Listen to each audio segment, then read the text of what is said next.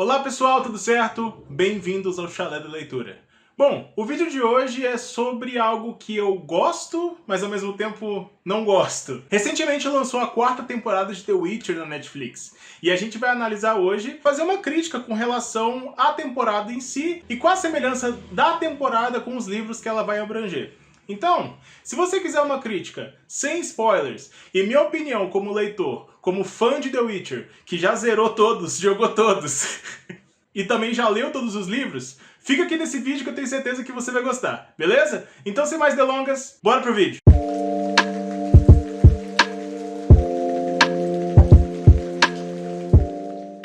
Bom, vamos falar então um pouco da proposta da ideia de The Witcher, né?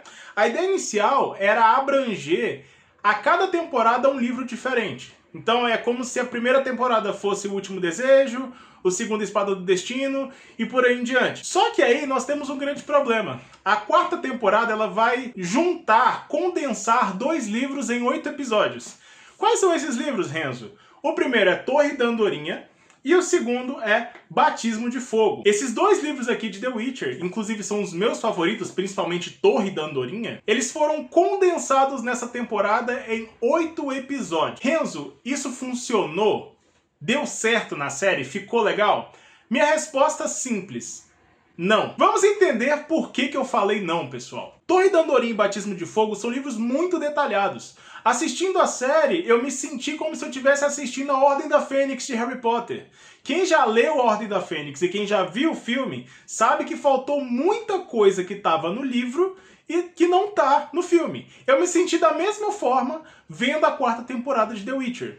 E achei um erro bizarro essa galera achar que dá pra gente manter 8 episódios numa temporada e achar que tá tudo bem colocar 2 livros em uma temporada só. Poxa, Renzo, mas a série é toda ruim? Uma pessoa, por exemplo, que lê os livros não vai gostar da 4ª temporada? Não estou dizendo isso. Existem coisas nos 2 livros, tanto na Torre da Andorinha quanto no Batismo de Fogo, que elas são tão detalhadas a ponto de cansar sua leitura. Aqui na série, apesar das coisas serem mais rushadas, vamos dizer assim, mais corridas, elas tendem a seguir um rumo mais prático e mais direto. E a perspectiva que a gente vai ter ali na guerra, que também acontece nos livros, é a guerra ela entrando no período onde realmente a gente vai estar ali quase no ápice da guerra, a busca do Geralt pela Ciri, já que ela sumiu, né?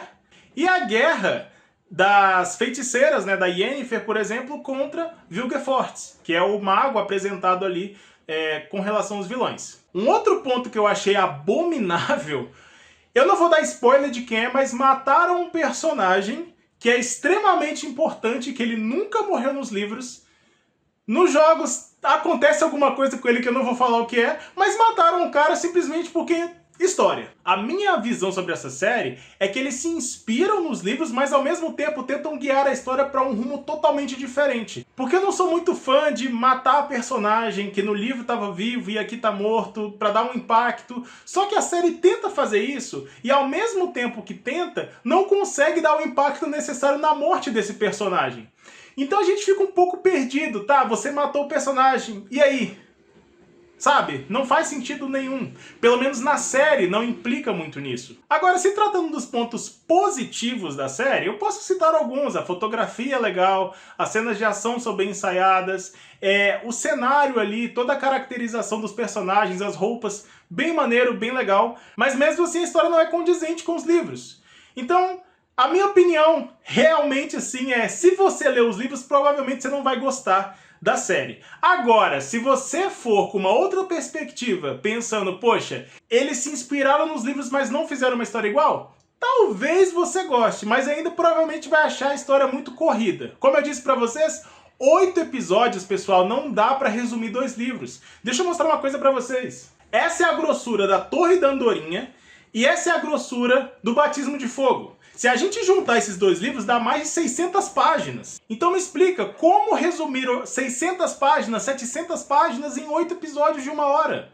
A série realmente não fez isso da maneira mais correta. Eu entendo que talvez The Witcher já tenha caído um pouco da popularidade, né, por conta do Henry Cavill ter saído e tal, e talvez a Netflix ela diminuiu um pouco o orçamento da série, mas ainda assim poderia ter tido mais uma temporada e depois a última, né? Não sei se vocês estão sabendo, mas a próxima temporada de The Witcher, a quinta, vai ser a última. Graças a Deus para algum, que pena para outros. Mas a principal questão que eu acho que vocês querem que eu fale: Liam Hemsworth ficou bom ou ficou ruim? Henry Cavill ficou melhor do que ele ou ele conseguiu superar as expectativas das pessoas? Galera, eu vou dar minha opinião pessoal aqui, ok? E eu vou dar uma opinião como uma pessoa que viu o trabalho do Henry Cavill desde o início, viu ele em The Witcher e viu agora o Liam Hemsworth substituindo. Antes de qualquer coisa, como é que a Netflix lida com essa mudança? Eles simplesmente jogam o ator na sua cara ou eles explicam de alguma forma? A resposta é: eles explicam de uma certa forma, mas é muito, mas muito oculto. Se você não prestar atenção nos mínimos detalhes, você provavelmente vai achar que só mudar o ator é isso. Vamos lá que eu vou te explicar. Na primeira, segunda e terceira temporada de The Witcher, os contos lá do Meio Século de Poesia, que é o livro do Jaskier ou do Dandelion, eram narrados pelo próprio Jaskier, ou Dandelion se você jogou os jogos. Aqui na quarta temporada, nós temos um novo narrador. O nome dele é Stribog, tá? Inclusive é o ator que fez, não me lembro o nome do personagem, mas ele estava em Game of Thrones também. Enquanto o Henry Cavill era como o Jaskier via o Geralt, o Liam Hemsworth era como o Stribog conhecia o Geralt. Faz sentido pra vocês? É a mesma coisa que eu virar pra vocês e falarem: imagine o Geralt na cabeça de vocês, mas sem conhecer ele, tá? Fingem que vocês não conhecem. Se eu falasse pra vocês essas características e se vocês não conhecessem o Geralt, provavelmente vocês iriam ter uma visão diferente da minha, de outra pessoa, ou da outra pessoa que estiver assistindo o vídeo, por aí em diante. Então esse é o jeito que a Netflix arrumou pra falar um pouco sobre essa mudança de personagem.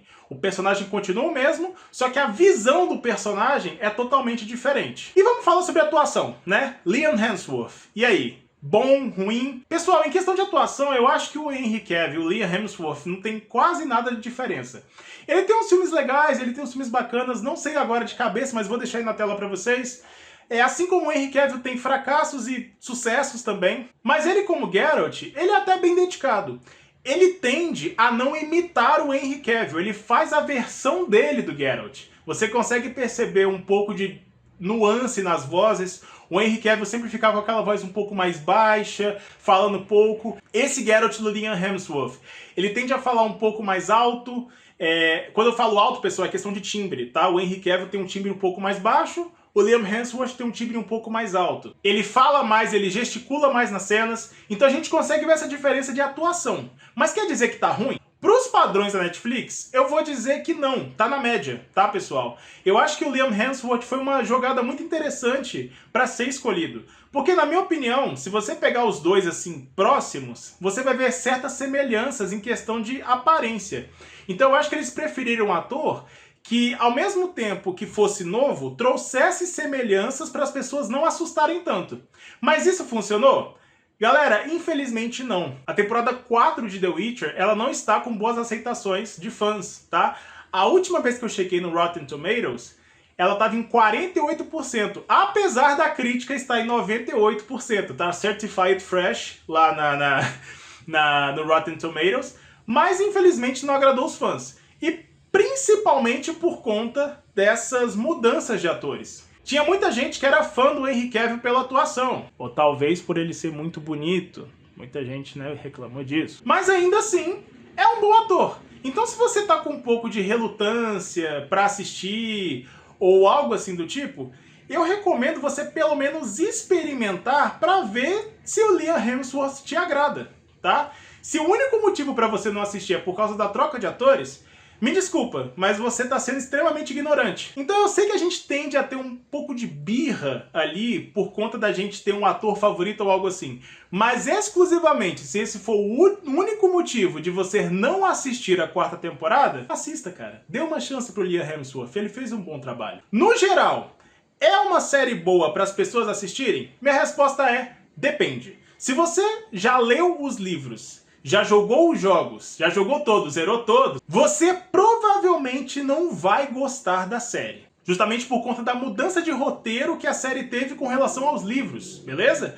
personalidades de personagens e tudo mais. Agora, se você for uma pessoa que acompanhou The Witcher da primeira temporada até a terceira e agora vai assistir a quarta, cara, você vai gostar muito. A fotografia é boa, as cenas de combate são bem ensaiadas, a ambientação, tudo aquilo que eu falei no início do vídeo vai ser muito bom. Então, minha nota como leitor para essa série, 4 de 10, tá? Não respeitou quase nada com relação à história. Agora, ignorando todo o meu conhecimento sobre os livros e vendo só a série, uma pessoa totalmente leiga que nunca leu nada de The Witcher, eu provavelmente daria uns 8, uns 9 por aí. Porque é uma série boa, como eu disse pra vocês, tem todos os arquétipos e todos os elementos que uma pessoa que gosta de séries de fantasia vai gostar. Então, pra você que já leu, talvez você não goste. Pra você que nunca leu e só tá acompanhando, você vai gostar sim. Então minha nota final é 4 de 10 para uma pessoa que já leu os livros e vai ver a série, e 8 de 10 para uma pessoa que nunca leu os livros, mas está assistindo a série simplesmente porque gosta do gênero de fantasia. E lembrando, caso você não esteja assistindo por causa do Henry Cavill, dá uma chance pro Liam Hemsworth, ele fez um bom papel como Geralt. Bom, essa foi a resenha sem spoilers, tá pessoal? Uma crítica sem spoilers. Eu gostaria de trazer mais coisas, mas com spoilers. Se vocês quiserem que eu traga essa crítica com spoilers, deixem nos comentários e me fala o que você achou da série, por que você não quer assistir, o motivo de você querer assistir, se eu conseguir te convencer a dar uma chance aí pro Liam Hemsworth. E se você já conhece The Witcher, me fala, qual é o seu personagem favorito? Me deixa aqui nos comentários que eu vou adorar ver, beleza? Galera, lembrando também que se você quiser começar a ler The Witcher, começar a ler essa saga que é maravilhosa, recomendo você ler os livros e os links dos livros estão na descrição desse vídeo também. Comprando pelo meu link, você ajuda esse canal sempre a crescer, ok? Galera, muito obrigado por terem assistido. Se você gostou, deixa aquele gostei, comenta, compartilha com um amigo que você sabe que vai gostar de The Witcher e a gente se vê então no próximo vídeo. Muito obrigado por assistirem, sempre à sua disposição, o Chalé da Leitura. Fui!